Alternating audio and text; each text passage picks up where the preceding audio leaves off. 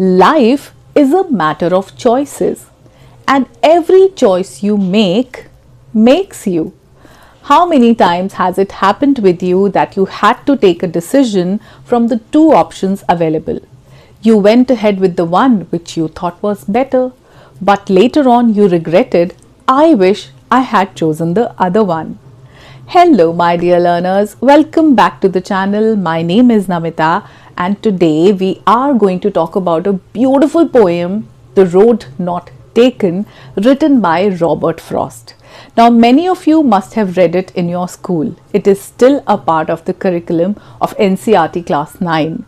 So, this is a lovely poem which talks about the dilemma of making the right decisions at the right time.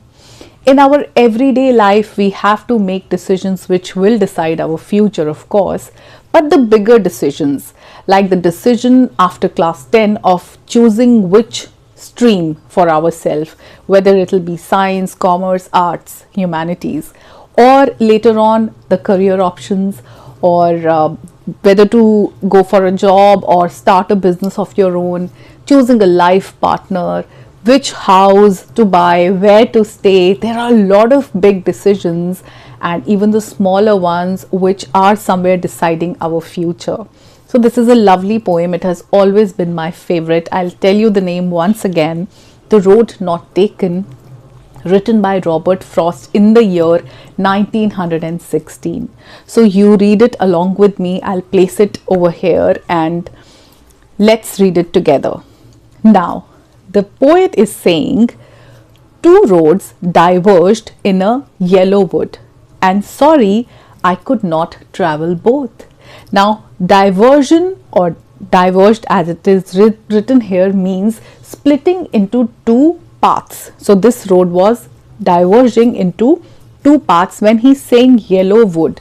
Yellow wood means that it is autumn season. He is talking about fall season where the leaves are yellow, everything is yellow. So yellow woods means that the season is autumn, and somewhere it talks about the people who are living for years, the people who have aged with decision taking. That's somewhere the theme of the poem. So he's saying two roads diverged in a yellow wood, and sorry, I could not travel both. Of course, he cannot take both the paths. He had to choose one. The road was splitting into two paths. And be one traveler, long I stood, and looked down one as far as I could, to where it bent in the undergrowth. Now, undergrowth here means the dense growth of plants, basically the bushes. Now, he's standing there and watching both the paths, and he's saying that I'm a single person. I don't have anyone along with me, so I cannot take both the roads. He was looking down, and as far as he could see the bushes. Now, bushes here are depicting that the unknown. It is the unknown which is somewhere being depicted by the bushes, the world which is not known to us, something which is yet to be explored. So he's saying that this particular paragraph is talking about the dilemma of the unknown world. We choose the known. In our life, we certainly wish to choose the known. For example, in our school, there was not, this third stream was not there, arts or humanities. So people had to choose from science and commerce. But they started it that very year. But many students were not choosing it because it was unknown. We are familiar with science, either biology or maths or commerce, but humanities was new. So people, whether it is their career or whether it is the kind of job they are choosing, anything, the bigger decisions, we always go for something which is known. It is very hard to explore something which is less explored, which is unknown, and it's always the fear of unknown which stops people, and same is happening with the poet. Then he says, then took the other as just as fair. Now, fair here means that it is as good as the other one. Then took the other as just as fair, and having perhaps the better claim. Now, better claim means that most of the people have chosen this one as an option. It was comparatively better out of the two. So he chose this one because it was grassy and wanted where. It is written in a very beautiful way. Wanted where means that it had not been used. No one had walked on this path. So it was grassy. The grass was still intact.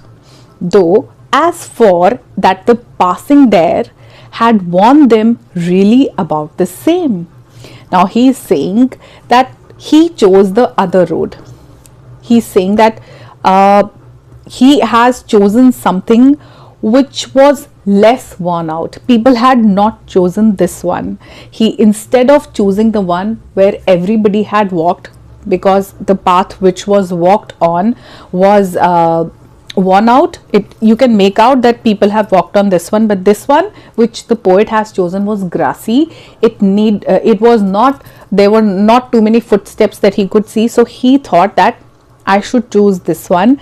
And he is like, it is actually depicting that independent thought, the people who don't go and follow the crowd, the people who make their own choices, the people who rely on themselves, who have full faith in themselves, and they go for something which everybody is not doing. Suppose the creative people who choose their own professions, their own fields, they don't go and get caught up into the same engineering and doctor and CA rut. They choose something else. So same, the poet has chosen something which was not explored. Then he says, and both that morning equally lay. Now lay means placed horizontally. That is how we use lay. In leaves, no step had trodden black. Trodden means walked over. Oh, I kept the first for another day. Yet knowing how way leads on to way, I doubted if I should ever come back. Now he's saying that in that morning, both were they were looking new. The roads had not turned black because of people walking on them, because it was the morning time, so people had not yet come. The roads were fresh, and he thought that let me take this one and I'll come back to the other one later, maybe some other day I'll come back to this one, though he knows that it is never going to happen, because one path leads to another. When you take a decision and follow one of the paths, then you keep working on it and there is no coming back. The bigger decisions, you cannot come back. You cannot appear for class 12 examination once you are a graduate. Obviously you won't. So he knows that he would not come back, but still he thinks that I might come back one day, so let me take this one. And this is how he made his choice. Now he says, I shall be telling this with a sigh. I shall be telling this with a sigh. Now sigh means a deep breath, as we say. So he'll be telling it with a sigh. Somewhere ages and ages hence, two roads diverged in a wood, and I took the one less traveled by, and that has made all the difference. So he is saying that he will tell others about the choices that he had made, like the elderly, our grandparents, and even our parents tell us about the choices that they made and how it had a significant impact on our life. Now this is a poem which talks about the dilemma. I hope you understand what dilemma is. Dilemma means a difficult situation of making choices between two or more options, two or more things. So this is dilemma. It is a whole dilemma which we have every single day. What to do, right from what to eat in a day to where to go out for a vacation, or about how to start the new year, what are the resolutions we should make, what kind of changes we should be making in our diet, and a lot more such decisions which we make every day, and the bigger ones also. But at this stage, when we are already done with our school, college, the formal education, but we are still working on educating ourselves, what kind of decisions which we will take today will impact our future? The decisions like setting our boundaries right, keeping ourselves away from the people who are somewhere taking away our positivity, the peace of our mind. So making the choices of who to spend our time with and who not to. Making the choices of accepting ourselves the way we are. Many of us are still so confused between what we want to be and what we truly are. Choosing our strengths over our weaknesses. Making these small decisions right now will bring us a beautiful future, the future of our choice. Now, what happens is that we don't choose the right things now, and then when we reach that future which we had imagined in the past, does not reap the same fruits that we wanted. How will it happen? We are not making the right choices at this moment.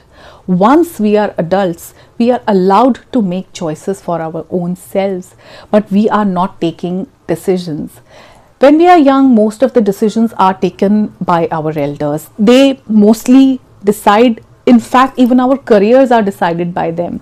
That the parents want their children to become doctors and engineers and teachers and other professionals. They would never accept a child becoming a musician or an artist or a stage performer or anything like that. They don't understand it. So right from that age, we have not taken our own decisions. Hasn't it happened with you? We have not taken the bigger decisions of our lives on our own. It was always our parents, elders deciding what kind of stream we should be choosing, then which job we should pick up, then the person who we are going to get married to should also be chosen by them, and later which place, which city we should get settled in, how many children shall we have, everything is decided by them. And there comes a point in life when we feel that this life doesn't even belong to us. We have not taken even a single decision for ourselves, and that is why we are not happy. That is why there is so much of depression and anxiety. What if finally we choose that from now on I will take my own decisions, I will make my own choices. So what if I fail? At least I will know that I have tried. You know what? When we grow old, and by old I don't mean that it's not about age. As the years pass, we realize that it is not about the things we did which we regret. We regret the things which we have not done. So it is not the failure, it's not even trying which bothers us more. So if right now there are things which are yet to be explored by us, let's explore them. Even if it is scary, even if it is unknown, let's do it. At least we will have some experience. And why do we always think negative, that I might fail? What if I pass? What if I do it? What if I succeed? There are chances. It is always 50-50. So let's give our 100% and let's explore the unexplored areas of our life. I know staying in a cage is easy because it is comfortable, it is known. Spreading the wings and learning to fly in this endless sky takes a lot of courage. And by talking about this whole poem, I really want to give you that freedom. I want that you spread your wings and do whatever you want to do. It is your life. You have all the right to take your own decisions. We are still somewhere in the shackles of the society, of the norms, that we don't do what we genuinely want to do, and then we end up with a lot of sadness. Let's break this whole sadness cycle. Let's be happy, spread our wings and fly, soar high.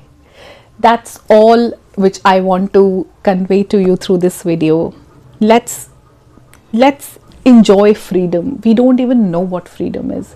Let's be free birds. So I will end this video here, and I hope you have enjoyed this whole poem and the life learnings which we can all take away from this.